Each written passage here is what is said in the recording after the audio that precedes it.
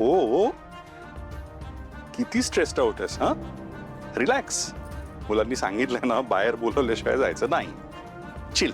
हो मला कळतंय सगळं, पण असं त्यांच्यावरती कधी सोपवलं नव्हतं ना, सो म्हणून जरा रेस्टलेस फील होतंय. सोपवलंय ना, म्हणून तुला खाली येऊ देत नाहीये. त्यांना तुला सरप्राईज द्यायचं असेल. डोंट वरी. ते सगळं होत राहील, पण मला खरं खरं सांगा, माझा निर्णय तुम्हाला पटलाय ना? तुझ्या प्रत्येक निर्णयाच्या पाठीशी मी ठामपणे उभा आहे. Don't worry.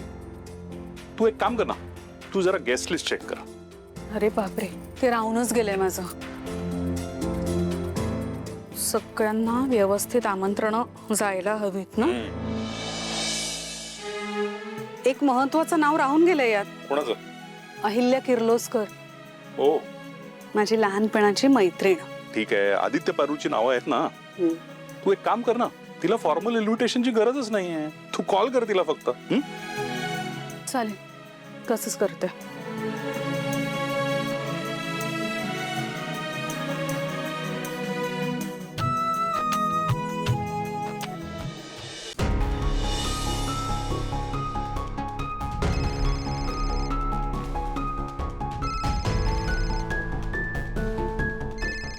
तिलोत्तमाचा फोन? ती का फोन करत असेल मला? तिला सगळं कळलं तर नसेल ना? बोल तिलोत्तमा. हॅलो अहिल्या, काय ग बाई, माझा फोन गेला एवढा उशीर? अगं सॉरी, थोडं कामात होते. सॉरी, बोल ना. बरं ठीक आहे, कामं होतच राहतील, पण नीट लक्ष देऊन ऐक. इन्व्हिटेशन द्यायला फोन केलाय. आज आमच्या लग्नाचा वाढदिवस आहे, जंगी पार्टी आहे, ये नक्की. आणि मला काहीही कारण सांगू नकोस, यायचंय म्हणजे यायचंय. आणि मी कुठलं कारण देणारही नाहीये. गुड, मी नक्की येणार आहे. अगं आपल्याला पण भेटून किती दिवस झाले. मला भेटायचंय तुला. मी येते. मी वाट बघते तुझी. हा, आणि सगळ्यांनी यायचं बरं का. ए अहिल्या, आदित्याच्या लग्नाचं बघत होतीस ना?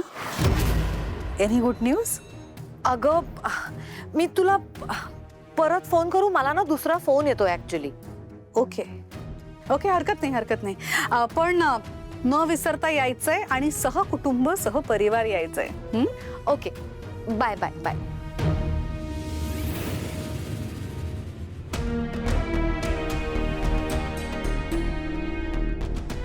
का कोणाच ठाऊक, पण अहिल्या माझ्यापासून काहीतरी लपवते असं मला वाटलं.